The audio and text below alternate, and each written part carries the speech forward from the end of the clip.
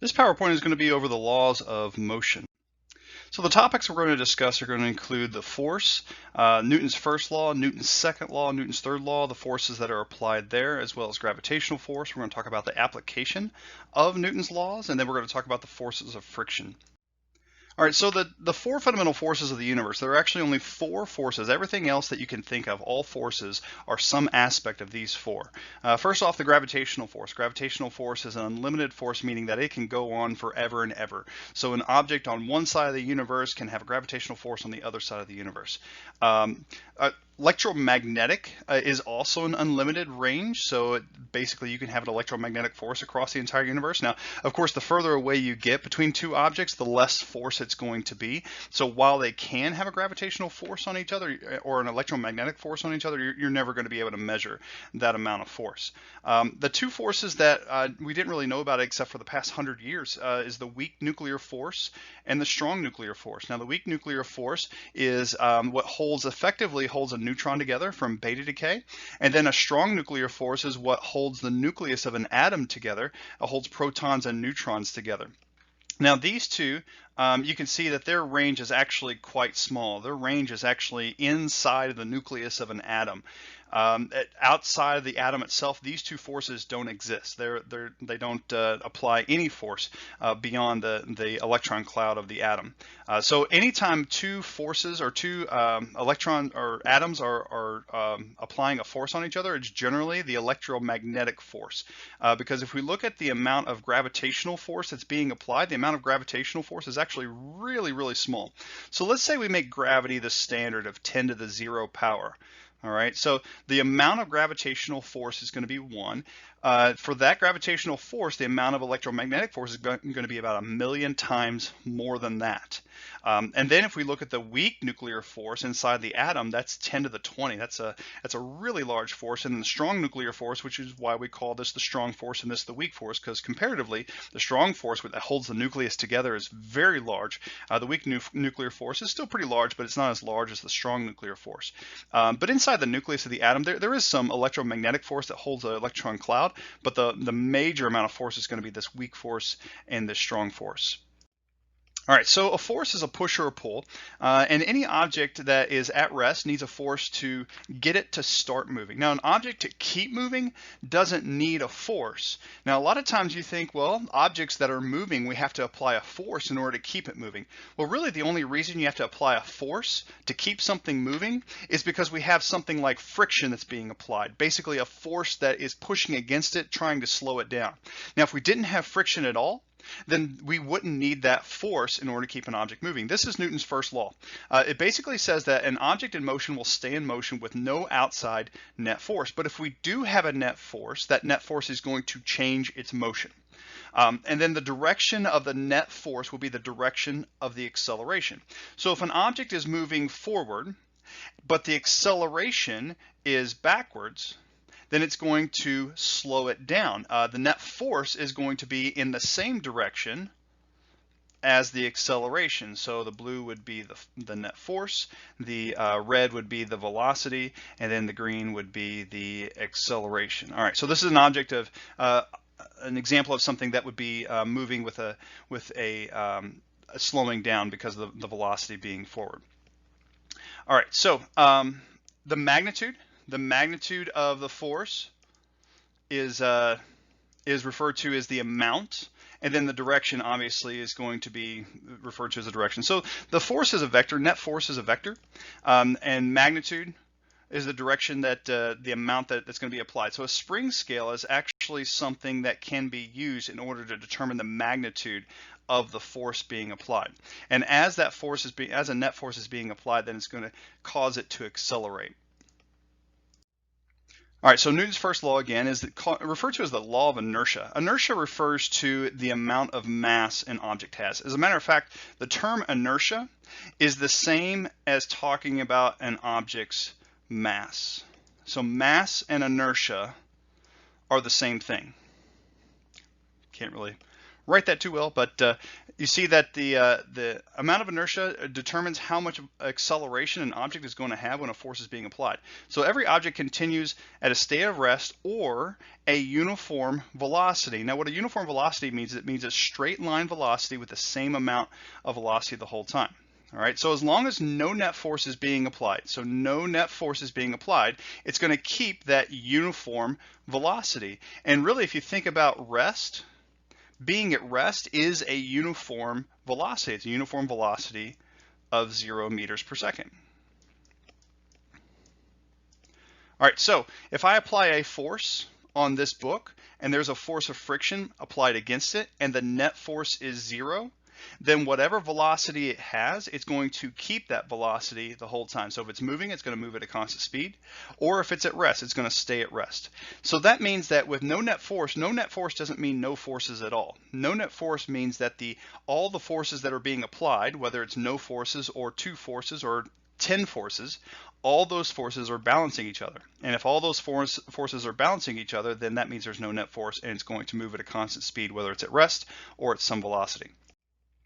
All right, so take a second and read this question and see if you can answer it. So when you sit in a chair, the resultant force on you is going to be 0 because you have no net force being applied to you. Effectively, you have the chair pushing up on you and you've got gravity pulling down on you. If those two forces are balancing each other, you have no net force. You're going to have a net force, a resultant force. Now that's another term for net force, is a resultant force. Okay, so these two forces being applied to you, they balance each other, gives you 0 net force. All right, so this brings us to Newton's second law. This relationship is a relationship between acceleration and force. The amount of acceleration is proportional to the amount of force and inversely proportional to mass. So that gives us this equation right here. Now this symbol right here is a Greek letter sigma, and that Greek letter sigma means summation. So it means summation of forces, meaning you add up all of the forces, and once you do that, that's going to be equal to mass times acceleration. Now if you remember, adding forces being a vector, then that vector will give you one net force, and then that direction of the net force would be the same as the direction as the acceleration. All right, so net force equals mass times acceleration, and since it's a vector, then we have to do the net force in the x direction, net force in the y direction, net force in the z direction. If we ever get anything that's three-dimensional, then we got to do the z direction as well. For what we're going to be dealing with most of the time, we're going to stay in the x and y directions. But that means that if you have a force that's at an angle, then you have to break that force into components. You got to figure out which part is in the x direction and which part is in the y direction, and just deal with those two directions at the same time individually, because each direction, the x direction, y direction, are independent of each other. So if you have a force that's in the x direction and a force that's in the y direction, they're not going to affect each other. So in the x direction, you got a force that is in the positive direction, a force that's in the negative direction. They subtract from each other. Technically, this one being negative and this one being positive, they add with this being adding a negative. But if you have a y direction force, then that doesn't affect either of these forces in the x direction. You just keep these separate. But the y direction force, at the end, what you do is after you add your x direction, and let's say you have another y direction force, you would add these together because they're both positive. All right, so you take those and add them together. You take these x direction and add them together. Then you would take your resultant, which you would have a total in the x and then a total in the y, and then use your Pythagorean theorem in order to figure out the direction, and then inverse tangent to figure out the angle. All right, so the force being a vector, which means net force is going to be along the coordinate system for each direction, x, y, and z.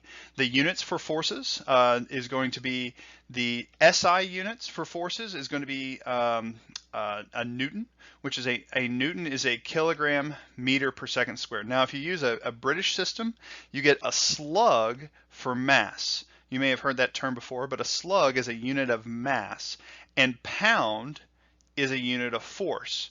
Now, in our society today, we like to use the word pounds to refer to mass and weight, and we'll talk about weight in a second, but pounds is technically just force, which is weight.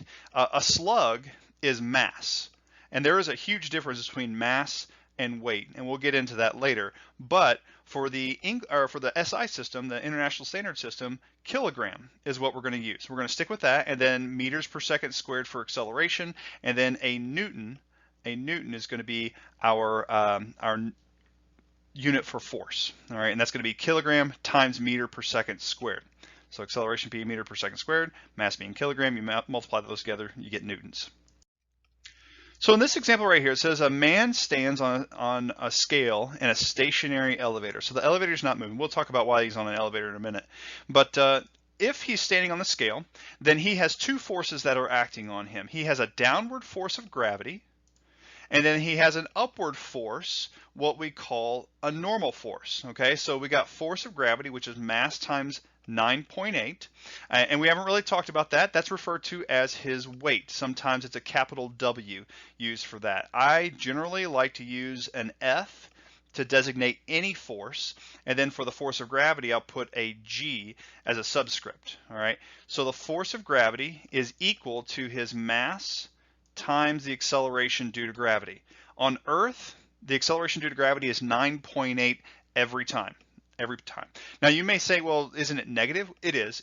And when we deal with this vector in the equation, we'll add the negative. But for right now, to find the weight, we'll just take mass times 9.8, and we'll deal with a number, and then we'll get the direction when we start dealing with the equation. All right, so normal force. That upward force is called a normal force. Now, where does the term normal come from? Normal is actually a mathematical term that means perpendicular. Normal is a math term that means perpendicular. So when referring to this force right here, we're referring to a perpendicular force to the surface. And the normal force is always perpendicular to the surface. Now, what's interesting about that is if we take this surface and we actually slant it, we tilt it, then the normal force will also be tilted. It'll still be perpendicular to the surface. Okay, so going back on all this, erase it all so we get to what we're doing. Okay, so if you take your normal force and you have minus the force of gravity, so look at the direction on these, right? The normal force is up, the force of gravity is down, and we include that direction in the equation right there. So that's why we don't put a negative with a 9.8 here, because we'll include it when we start adding the forces together. All right, and then if you take that mass times gravity to the other side, you see the normal force is going to be equal to mass times gravity. So the scale is going to read equal to his weight. Now what's interesting about this is a scale doesn't actually measure weight. A scale does not measure weight. Now you may be like, well, of course I use a scale to measure my weight. But think about this. A scale pushes upward on you. So when you set a scale down on the floor and you stand on it, it applies an upward force. Force of gravity, your weight, is a downward force. So if the force of gravity is downward, then the scale pushing upward does not measure your weight. What you do is you use Newton's second law in order to figure out what your weight is by not accelerating. And when you're not accelerating, the upward force of normal force is going to be equal to the downward force of gravity. So what if we are accelerating? All right, so that's why we're going to get to while we're on an elevator. So let's suppose we're moving upward at a constant velocity.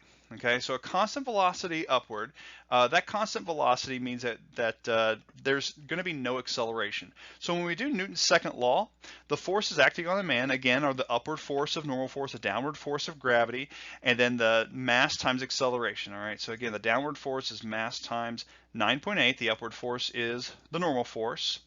So let's go ahead and plug into this equation. Normal force up, force of gravity down. The acceleration 0 because we're dealing with a constant velocity, All right, so the normal force minus the force of gravity. The minus is because of the direction of the force of gravity. It's going to be equal to mass times 0.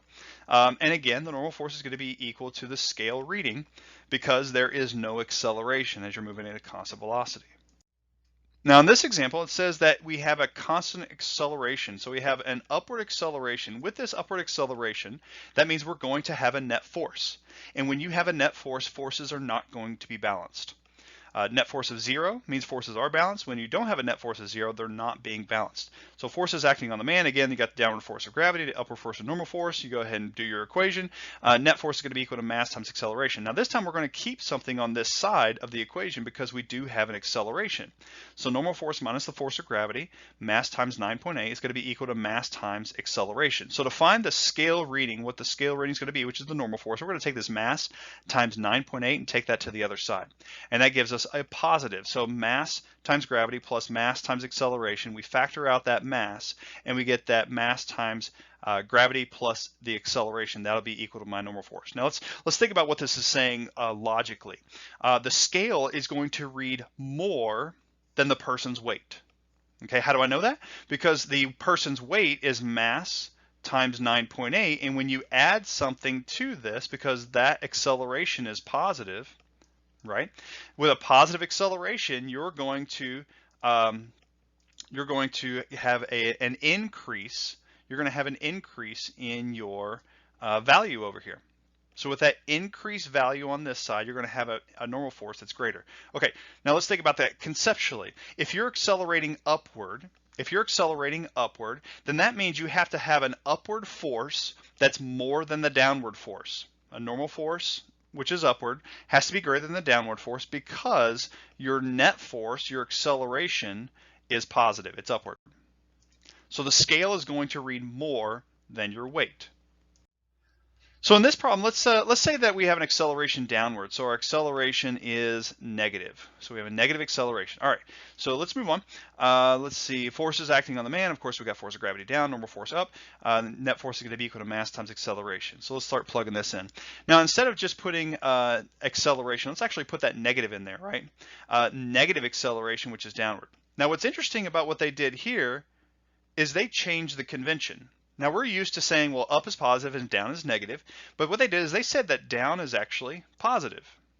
So if down is positive, then that means that the force of gravity will be positive, and then the normal force will be negative. There's nothing wrong with that, because remember, if you remember, convention is basically us agreeing on what direction is positive, what direction is negative.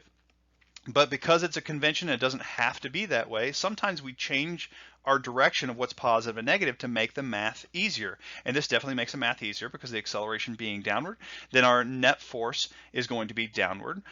So we're going to get a positive net force, but that means that effectively, since we change the direction, it's going to be downward. All right, so rearrange your equation. You take your normal force to the other side, then subtract your mass times acceleration over here, and then you factor out that mass, and you get that mass times your acceleration due to gravity minus acceleration, right? So now you have a net force downward. Well, with a net force downward, then that means that you have to have a downward force that's bigger than the upward force. But keep something in mind, your downward force does not change. Your downward force is your weight, and your weight doesn't change as long as your mass doesn't change and the acceleration due to gravity doesn't change.